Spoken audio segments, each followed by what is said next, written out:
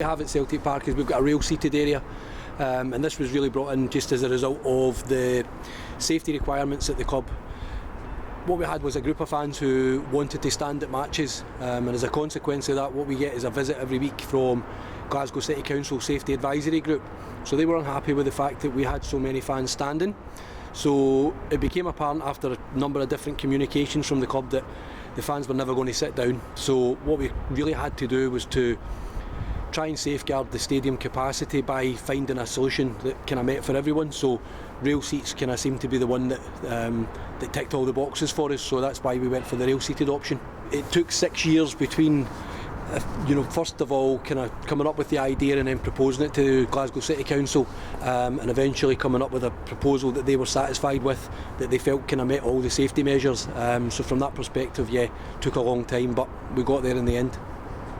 So it was brought in over a year ago. How have you found it so far? Yeah, it's been fantastic. I mean, I think that what it's done is it's kind of added a whole new dimension to Celtic Park. I think for a number of years leading up to the advent of the rail seating, I think people kind of felt the atmosphere wasn't as good as it once was at Celtic Park. So what we wanted to do was, as much as recognise and address the safety aspect of it, was to try and reinvigorate the stadium as well on a match day, get more younger fans coming along and sort of reigniting the spirit of the sort of 70s and the 80s as well. We had a really powerful atmosphere at Celtic Park, so it's been a great success. It's been a fantastic success so far. As well as being the Supporters Liason Officer here, you mentioned to me that your season ticket is based in the stand. Yeah. Has there been any sort of safety concerns or any problems at all? No, it's all been good, to be honest with you. I think the only one sort of small issue that's kind of raised is occasionally we find that maybe some blocking of the passageway, so that's something that we need to work on in terms of looking at our stewarding plan. But overall, there's been no real safety concerns at all.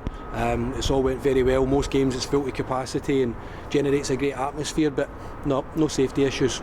And how have the fans taken to it? They like it? Love it, yeah. We've got a waiting list for it at the moment. We've got just under 3,000 fans in this section, and we've got a waiting list, probably another couple of thousand fans that would want to be part of it. So we'll run this for another couple of years, get people used to it, and then I guess probably the club will maybe have a view as to whether or not we extend it. But as things stand at the moment, fans love it and great demand for it. We've had a lot of interaction and a lot of interest from England in terms of football safety officers have come up on a number of occasions to view the safe standing area and how it's operated, and obviously satisfy themselves that there are no safety concerns. But equally, we've also had clubs like Liverpool, Man United, Wolves, Aston Villa, Crystal Palace. We've had a whole host, Newcastle, whole host of clubs also coming up to have a look at it, to see how it works, and I guess probably look at and think about how they would integrate it into their own stadiums as well. But there has been significant interest, not just from the clubs, but from the clubs' fans as well. A lot of the clubs' fans have been in touch with us, and I think they've been pushing their own clubs to try and make sure that they can see it into their own clubs in England. There has been a lot of issues surrounding safety within football since the Hillsborough incident, and obviously the tragic events of Hillsborough. But I think recently with the results coming out of the inquest now, and people are a wee bit clearer as to what happened on the day, I think people are perhaps thinking that maybe that standing didn't play as much of a part as it was once thought. So, but there are obviously concerns, and I think there is a bit of a fear factor amongst a lot of English politicians, and maybe the thought of changing the legislation isn't something that they want to jump into at the moment. But I would like to think that sooner or later, people will look at what's happening at Celtic and think, it's time to reintroduce it, in this forum, because this is very different from what it was in the 70s and the 80s. It's not the same thing. It's standing at football, but it's not standing in the same way that fans did in the 70s and the 80s. Very different. There's 3 rules to be in the safe standing here at Celtic. It's all tickets are different coloured to others. Correct. Only season ticket holders are allowed in here. Correct.